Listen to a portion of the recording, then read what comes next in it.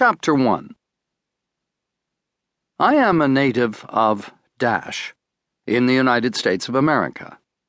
My ancestors migrated from England in the reign of Charles II, and my grandfather was not undistinguished in the War of Independence.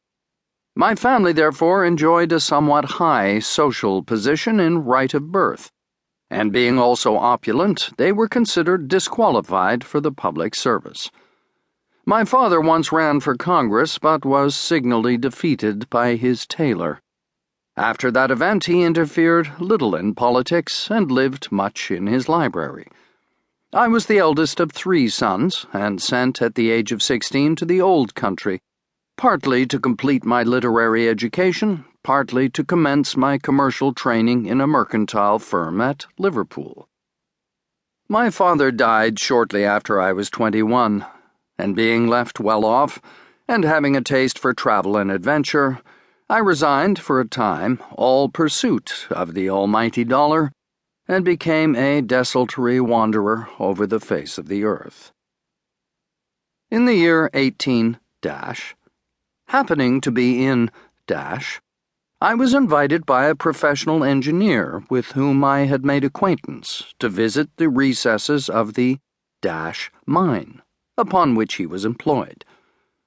The reader will understand, ere he close this narrative, my reason for concealing all clue to the district of which I write, and will perhaps thank me for refraining from any description that may tend to its discovery. Let me say, then, as briefly as possible, that I accompanied the engineer into the interior of the mine and became so strangely fascinated by its gloomy wonders, and so interested in my friend's explorations, that I prolonged my stay in the neighborhood and descended daily for some weeks into the vaults and galleries hollowed by nature and art beneath the surface of the earth. The engineer was persuaded that far richer deposits of mineral wealth than had yet been detected would be found in a new shaft that had been commenced under his operations. In piercing this shaft, we came one day upon a chasm, jagged and seemingly charred at the sides, as if burst asunder at some distant period by volcanic fires. Down this chasm my friend caused himself to be lowered in a cage, having first tested the atmosphere by the safety lamp. He remained nearly an hour in the abyss. When he returned, he was very pale, and with an anxious, thoughtful expression of face, very different from its ordinary character, which was open, cheerful, and fearless. He said briefly that the descent appeared to him unsafe and leading to no result, and suspending further operations in the shaft, we returned to the more familiar parts of the mine. All the rest of that day the engineer seemed preoccupied by some absorbing thought. He was unusually taciturn, and there was a scared, bewildered look in his eyes, as that of a man who has seen a ghost.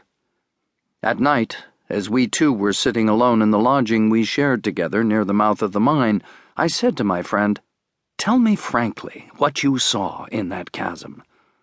I am sure it was something strange and terrible. Whatever it be, it has left your mind in a state of doubt. In such a case, 2 heads are better than 1. Confide in me."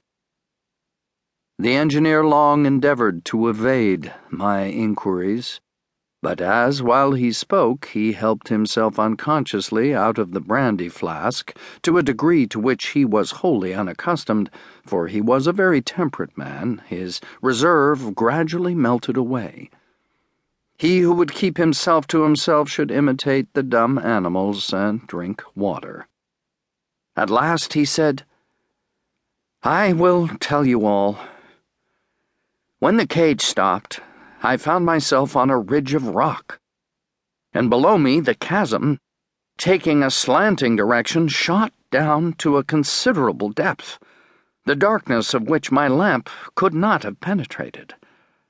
But through it, to my infinite surprise, streamed upward a steady, brilliant light.